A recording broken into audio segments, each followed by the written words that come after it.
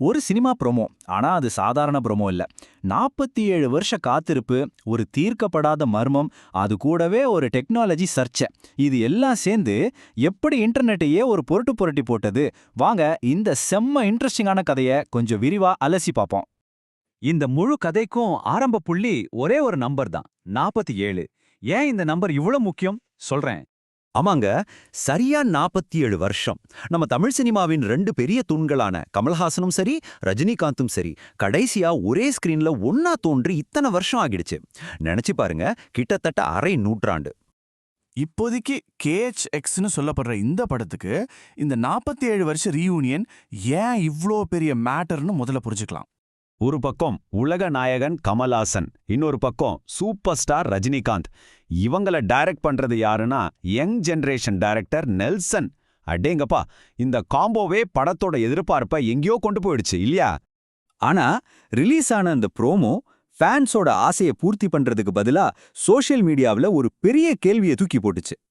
அந்த ப்ரோமோவோட கடைசியில கேட்ட ஒரே கேள்வி இதுதான். இதுவே ஒரு பெரிய ஹைப்பை உருவாக்கும்னு அவங்க நினைச்சாங்க. ஆனா நடந்தது தான் வேற.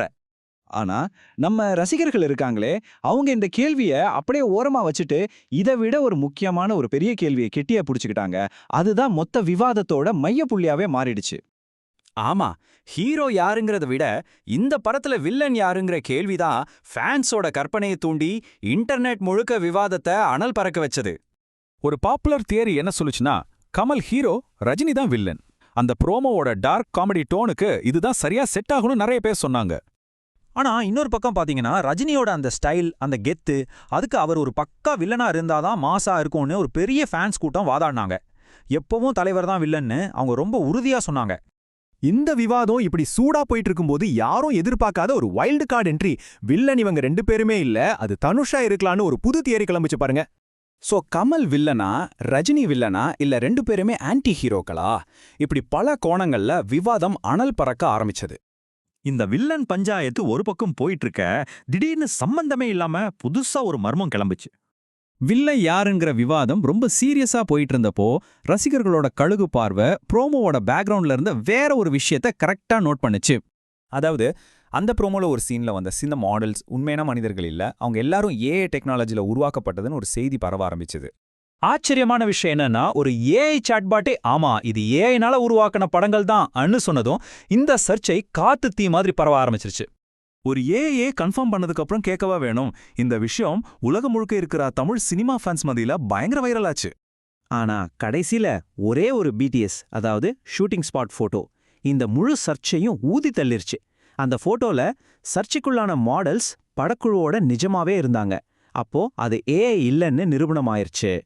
சரி, இப்போ இந்த மொத்த சம்பவமும் இன்னைக்கு இருக்கிற காலத்துல ஒரு படத்தோட மார்க்கெட்டிங் எப்படி இருக்கணும்னு நமக்கு என்ன கத்துக் கொடுக்குது? இதுதாங்க மார்க்கெட்டிங் டீமோட புத்திசாலித்தனம். ஏஐ சர்ச்சா முடிஞ்சிருச்சு, ஓகே. ஆனா அந்த முதல் முக்கியமான கேள்வி, வில்லன் யார், அந்த மர்மம் இன்னும் அப்படியேதான் இருக்கு. இதுதான் ஃபேன்ஸோட ஆர்வத்தை குறையாம பாத்துக்கிட்டு இருக்கு. இந்த ப்ரோமோவோட வெற்றிய ஒரு சிம்பிளான 4 ஸ்டெப் வைரல் ஃபார்முலாவா நாம பிரிச்சு பார்க்கலாம். ஸ்டெப் 1, 47 வருஷ ரீயூனியன்.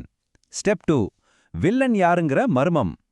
ஸ்டெப் 3, ஏஐயா நிஜமாங்கிற டெக் சர்ச்சை.